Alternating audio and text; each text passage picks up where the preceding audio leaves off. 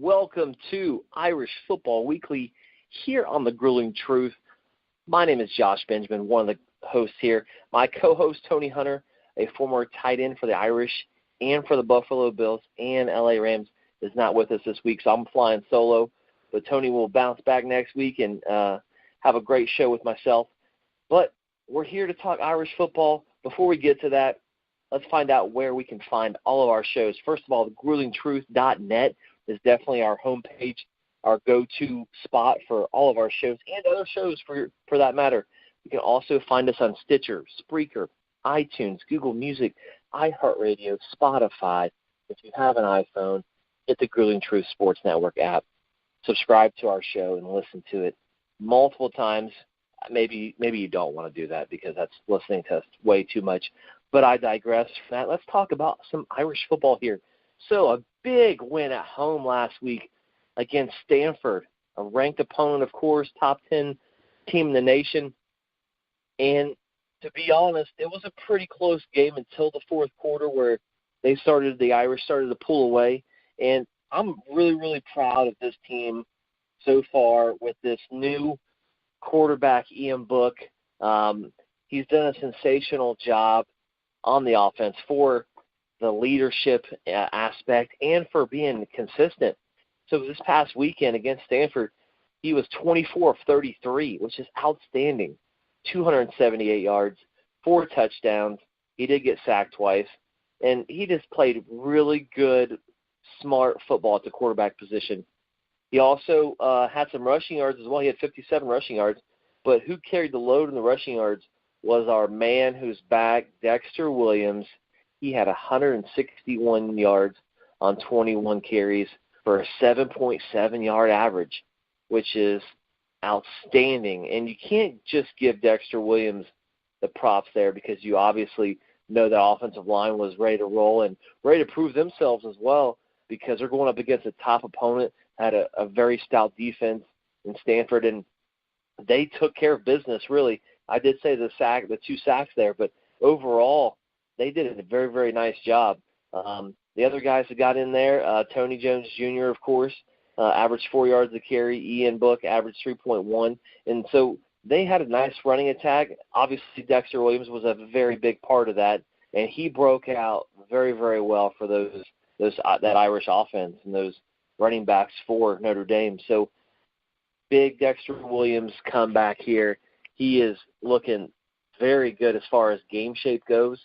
He didn't seem like he missed a beat, essentially. That was his first game in a very, very long time. So since last December, essentially. So he came on very nicely for that offense. And then as far as the receiving goes, how about Miles Boykin? 11 receptions for 144 yards and a touchdown. So him and Ian got something going on, a little connection there from Ian to Miles. And, of course, just like the past couple games, total games with Ian Book, I mean, he's hit 3, 6, not 10 different receivers this game. And whether it's one pass or not, he is looking other ways to find the weapons on offense. So Chase Claypool had 3 catches. Chris Finke had 2. Everyone else had 1 besides Avery Davis, but he's getting the ball to other guys to make plays. Of course, Miles Boykin was a heavy load of that, but 11 receptions is outstanding for 144 and a touchdown. And, 4 touchdown passes all went to different receivers. So that is a great job by the offensive coordinator mixing it up as far as finding different guys to make plays. And that keeps the guys hungry, in my opinion, whether it's the running back or the receivers that are in the game at the time. They have a chance to get the ball. And what does that mean? That means they're going to play as hard as they can every play. And I'm not saying that they're not going to not play hard when they don't get the ball, but if you kind of lock in on 2 or 3 guys, it makes it kind of hard for other offensive weapons to play hard, in my opinion. And so the offensive coordinator, along with Ian Book and that offense, are doing a nice job to spread the ball around, to give the ball in different spots, maybe different situations that receivers or running backs are good at. So kudos to that offense. Offensive line did a nice job. So let's move on to the defense a little bit here. And that defense, 17 points given up, another nice performance by that defense, who kind of took a step back last week against Wake Forest. But overall, they played a good game this week. So they had 8 pass breakups. I watched, for the most part, the whole game. But initially, there wasn't too much going on defensively as far as making plays right off the bat. They were getting some 3-and-outs here and there, but when I watched the game when it really, really mattered, the third and fourth quarter, those defensive backs stepped up and made plays on that secondary side there. And so with 8 total pass breakups, 2 coming from Tranquil, it looks like they try to get Tranquil at that tight end, maybe the slot receiver mismatch there. And yes, Tranquil did have a pass interference late in the game, which could have actually hurt the Irish in their ability to kind of close the game out. But he did a nice job. He also had a tackle for loss, but, Coney led the team total tackles. He had 7. And then it kind of trickled down there, and everyone really did a very nice job of doing what they needed to do, playing smart football on the defensive side. I mean, Tillery had 4 tackles for loss and 4 sacks and a fumble force with 2 QB hurries with a total of 6 tackles. He was all over the place. And, of course, he got the game ball because his defensive play was outstanding. And I couldn't say enough about Jerry Tillery's performance against Stanford. So very nice job on the defensive side. And to be honest, there were several guys that got it in that made a bunch of different plays. My guy, Alohi Gilman, didn't get a chance to make a bunch of plays, which meant other guys around him either stepped up or were in position to make great plays. Or also, Stanford knew that he was a great player, obviously. They've watched some film. They're going to try to stay away from him. But those guys stepped up tremendously. Anywhere on that defensive side, D-line, linebacker, secondary, you can obviously tell I'm very proud of this game, proud of this moment, because there are several, whether it's Notre Dame fans or Notre Dame haters, that are out there talking smack about Brian Kelly and what he hasn't done, which, I mean, he did go to a national championship. So the understanding is that they need to basically step back and say, I don't have any points emphasis right now. Yes, obviously he hasn't won a national title, but Brian Kelly is making this team better in lots of reasons. But mainly, obviously, the play of Ian Book has definitely changed the culture and that attitude in which they've played the last 2 weeks. And so kudos to Brian Kelly. I know I've done some things in the past, or at least said some things, and kind of been on the negative side with him, but he really has let his coaches coach and let his players play and put them in good spots to make decisions. And I think that's what it's all about, is getting others involved, heavily invested, and allowing them to be able to make decisions and be able to do things without having someone look over their back. If you think back, let's say 3 or 4, maybe in 5 years, Brian Kelly's screaming and yelling. You watch it on the game. He was screaming and yelling. His face was turning red, and he really wanted perfection, but I think he did about it the wrong way. And now look where he's at. He's sitting 5-0, a highly ranked team, top 6 rated team in the nation, and he is at a peak right now where he has a very, very good chance of making that college football playoff. And what they have to do as a unit, as a program, is take a step back and say, we honestly haven't done anything yet. Yes, as a fan, they did beat Stanford. They did beat Michigan. They've played some tough teams. They've beat some teams that they should have beaten. However, they honestly haven't done anything yet. And that's what the mentality the team needs to take. Yes, they're undefeated. Yes, they're 6th ranked in the nation. But they go into Virginia Tech, a very, very loud atmosphere, a very big game coming up against the Hokies. And to be honest, every game from here on out, they're going to get the best of the best from their opponent. And so this weekend, when they play Virginia Tech, they're going to get the best of the best, and that's all there is. whether it's Virginia Tech, Pitt, Navy, Northwestern, even Florida State, who's down this year a little bit, Syracuse, and, of course, the last game at USC, they're going to get all of the best plays, the biggest crowds, and they're going to be after it. And so number 24 ranked Virginia Tech isn't a slouch. They're really not.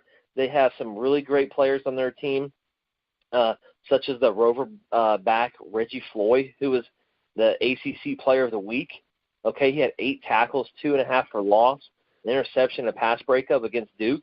And so they're going to be looking at different guys on that Virginia Tech side, and they're going to have to lock in and play, forget what's happened in the past, and lock in on these guys. Damian Hazelton, 100-yard receiving efforts for the last couple of weeks for the Hokies. He's going to be somebody that they're going to basically try to take out of the game there with a great play at the secondary. And Stephen People, who's also a senior for the Hokies, has definitely done a great job for them. I mean, he's had basically in the last 3 games combined 5 touchdowns and over 234 yards on the ground. And so that offense, okay, is very stout. But that defense, ranked 4th nationally, allowing 84 yards per game, is going to have a matchup with the offense with Ian Book leading the way and Miles Boykin and those guys, Dexter Williams. And so something has got to give, whether it's the 4th-ranked rush defense for the Hokies or it's going to be the offense that has started to click very well since Ian Book took over. And Dexter Williams this past weekend has really stepped in nicely and made a change of pace and running attack that's really hard to block and hard to beat and hard to stop. So this week's a big one against I'll never get his name right, Justin Fuente. It was in his 3rd year. And so being at Lane Stadium, that's a very loud, chaotic atmosphere that plays Enter Sandman by Metallica. It's kind of like their unofficial anthem, essentially. But, you know, the big part about this game coming up is that it's the next one. And it's got to be the best one. It's got to be the best that the Irish give for this season. And then guess what's got to happen? The following week has to be the best of the best for what the Irish have done this year as a unit. It can't have any letdowns. It can't come in satisfied and complacent. It's got to definitely be attack, and not show any remorse whatsoever. So, and I honestly think that watching these games, the last 2 weeks especially, that this team has kind of calmed down as far as being tense and feeling like they have to do certain things or whatever the case may be, but they're playing more relaxed. They're playing football. I don't know how to explain it in any better words, but they're just able to go out there, play the game that they love. Obviously, they're very skilled at that, and be able to just to let it loose and just play football as a unit, whether it's offense, defense, special teams, etc.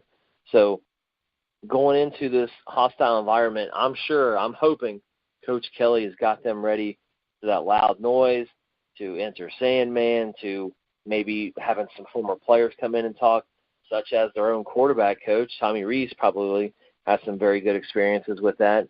And I'm sure our own my co-host, I should say, Tony Hunter, would obviously have some stories to tell about chaotic atmospheres, and that would definitely benefit the Irish for this year. So I am very excited about this game. I am eager to see what's going to happen now after the loss of our guard and captain, Alex Bars, as well, which basically they stepped right in and came together as a unit, and they helped each other and got the job done.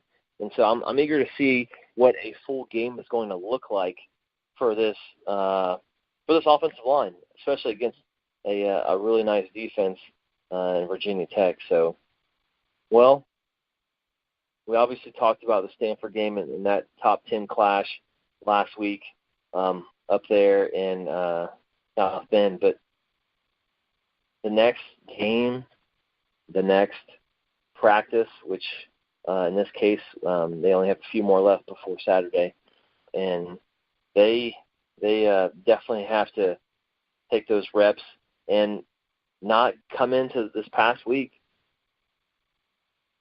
satisfied, and they literally have to push each other from here on out. It's almost the halfway part of the season. It's a little less than halfway. And with this game coming up, Virginia Tech, it's a night game in Blacksburg. It is on ABC this time. And going into Blacksburg, Virginia, I can think of Frank Beamer. I can think of good special teams. I can think of, with Justin, their new coach, their third-year coach, just being able to take over and kind of continue that tradition of playing hard and being smart. So Virginia Tech is not going to be a slouch. With those guys that I mentioned earlier, they're going to look to break out, and that defense has got to be ready. And that offense has got to be ready. Like I said, and I can't say this enough, that they're going to get the best of the best when it comes to their opponents. That's the bottom line. We're counting on 18, 19, 20, 21, 22-year-old young men to go into an environment 5-0 without any complacency and play perfect football, because that's the kind of football that is going to happen for these guys to win out. And I'm not trying to put any pressure on anybody, but they got to understand they got to be up for the challenge. Do I think they are? Absolutely. From the way that they've played the last 2 weeks, and really the way the defense has played pretty much the whole year, they've played well, and they should have some confidence. And if they go in there and stop the first couple series and the offense scores a couple times, guess what's going to happen? Blacksburg is going to be like a library. It's going to be quiet, and that's the best feeling going into an opponent to their home place and essentially quieting the crowd because of your play. And I think that's what the coordinators and even the teammates, and of course Coach Kelly's harping on this week as they prepare against this Virginia Tech Hokies team that's looking to move up in the top 25 and make Notre Dame move down. So, well, enough of me rambling on about the game here coming up, which in my opinion is going to be a very critical game, obviously, to stay up there, but also to make statements, continue to make statements. People keep saying about their schedule of playing cupcakes. I'm pretty sure we can go look at Alabama and Clemson and everybody else and pick out a cupcake or two on their schedule, quote-unquote cupcake, I should say. And you can tell Old Dominion that, by the way. But I digress from that. And let's move on. Let's move on from this. We spoke our piece. We figured out, we know Virginia Tech's going to be a difficult opponent because it's the next opponent, and they're looking to knock us off. So let's talk a little bit about 3 toughest picks. Tony's not here, but I'm pretty sure he's going to listen to this show, and he's going to laugh because guess what has happened, folks? That's right. Josh, your guy, has moved into first place, essentially, out of 2. First out of 2 with a record of 8-7, which I'm not proud of, by the way. But I will say that I went 3-0 this past weekend, and guess what Tony went? He went 0. And now I have moved above Tony at 8-7. He's 7-8. Now he's got to work his way back up. There's no pressure on me whatsoever because I just picked teams. But unfortunately, he's not able to be with us, like I said. So we can't pick games this week. I know that you're not going to be able to sleep because we didn't have 3 toughest picks segment this week with both of us picking games and figuring out who's going to be in the lead after this week, which I'm joking, by the way. Very sarcastic. I know you don't care. And you know what? I really don't, but I think it's really neat that we can talk football other than Notre Dame. So basically, our show is going to end pretty much right here. Folks, thanks for listening. Thanks for going on our website, thegruelingtruth.net. Thanks for going on in Stitcher, Spreaker, iHeartRadio, Google Music, Spotify, getting the app for the iPhones, It's the Grueling Truth Sports Network app, and subscribe to our show. Also, you can find us on Facebook as well, Irish Football Weekly. Search that. You can like our page. I put so many things out there through our page onto other groups. And also, you can find me on Twitter at CoachJB4 as well. But you can definitely talk to Tony and I on Facebook on our own accounts and be able to kind of talk Irish football during the game, before, after, and so on. So I'll leave you with that. Folks, that's Irish Football Weekly for this week. Thanks for listening. Go Irish. Peace.